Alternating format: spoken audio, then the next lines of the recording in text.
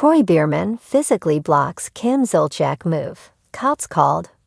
RHHOA alum. Kroy Biermann physically blocked his estranged wife, Kim Zolciak, from moving. Therefore, the police were called once again to their Georgia mansion. The cops have told Kim that she needs to stop calling them with every divorce issue she has. Yet it has happened again, but what exactly transpired?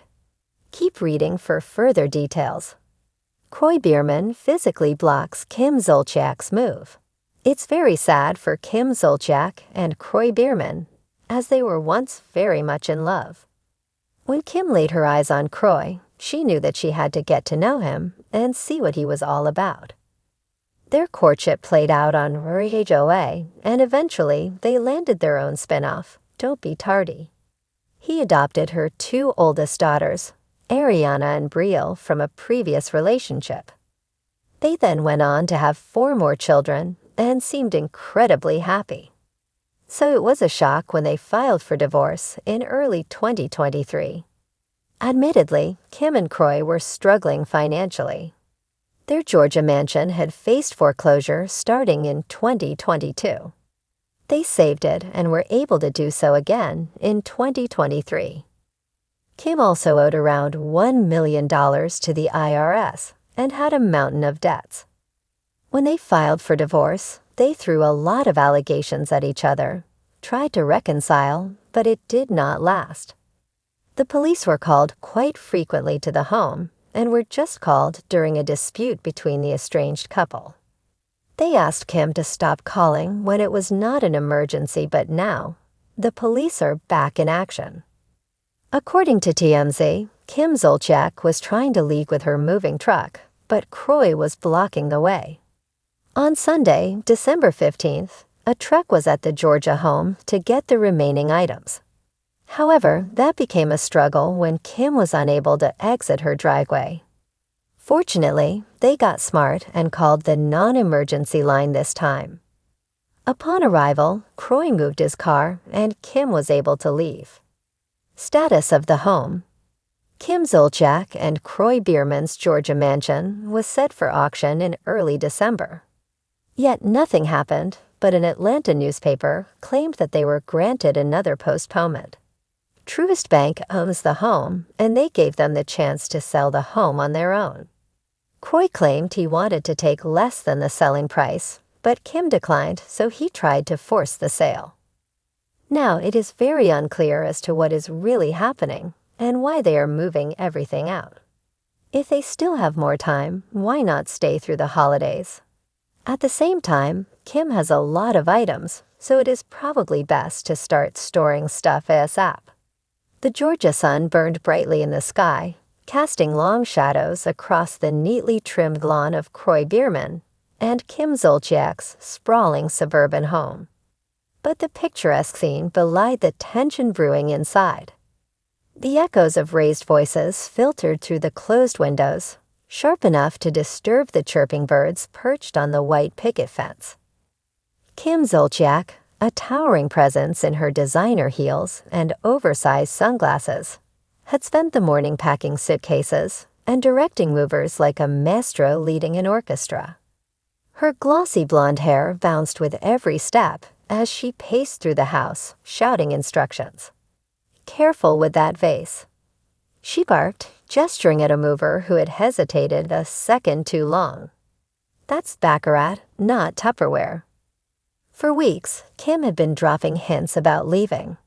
The arguments between her and Kroy had grown louder and more frequent, with no subject too small to ignite a firestorm.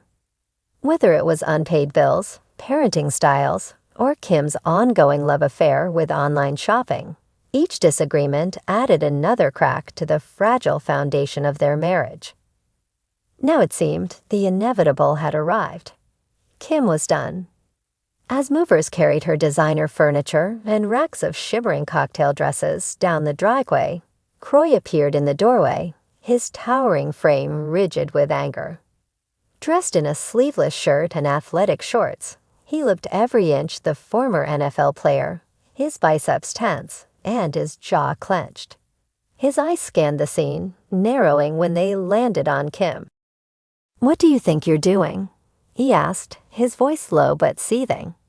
He stepped down the porch steps deliberately, his heavy boots crunching against the gravel.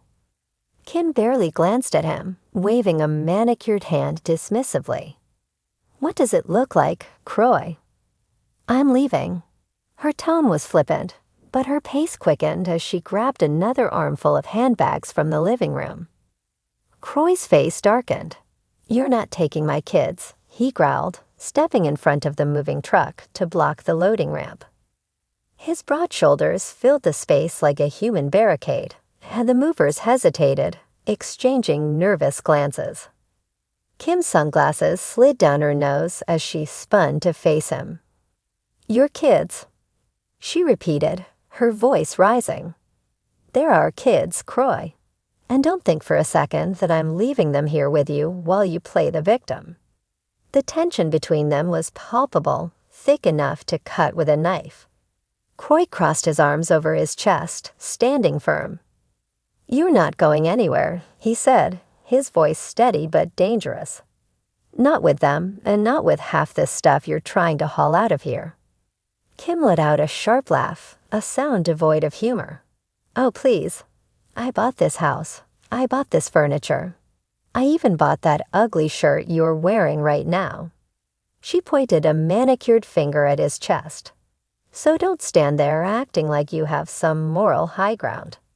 The standoff escalated when Kim attempted to maneuver past him, her arms laden with an expensive silk throw pillow.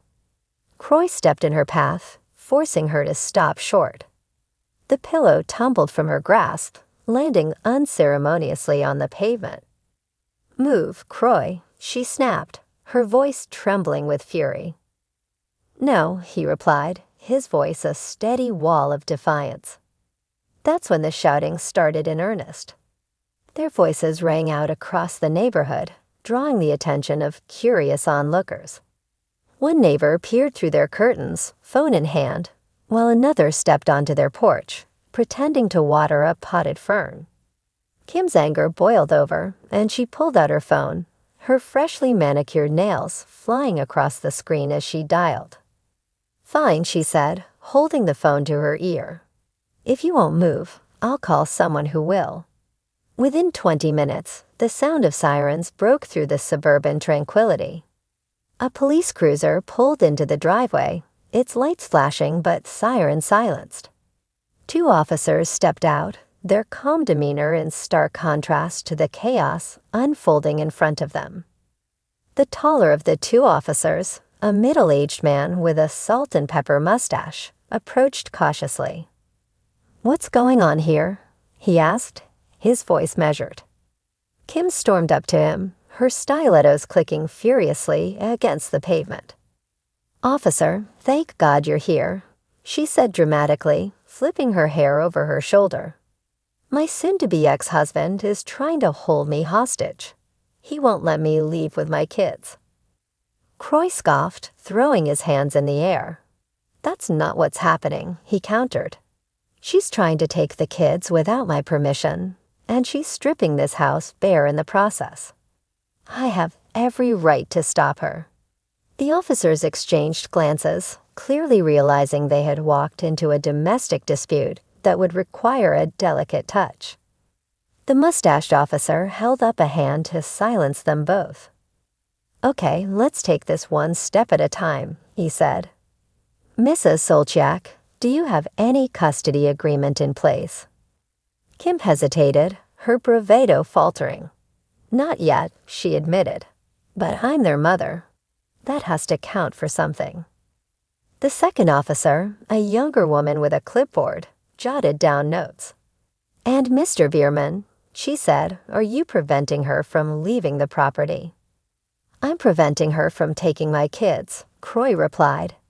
"And from stealing everything that isn't nailed down." "Stealing?" Kim shrieked, her face turning red. "I paid for everything in this house, Kroy. Don't even start." The officers spent the next half hour mediating between the two, their calm voices a stark contrast to the emotional storm brewing around them. Eventually, they managed to coax both parties into a temporary truce. Kim was allowed to take her personal belongings and leave, but the children would remain with Kroy until a formal custody agreement was reached. As Kim's car pulled out of the driveway, the back seat stuffed with Louis Vuitton luggage, she cast one final glance at Kroy through the rearview mirror. His silhouette remained rooted in the driveway, arms crossed and unmoving, as the sun dipped lower on the horizon. Inside the house, silence settled like a heavy blanket.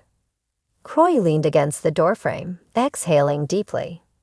For now, the battle was over, but the war was far from won. And as the first stars appeared in the evening sky, both Kroy and Kim knew that their story was far from over.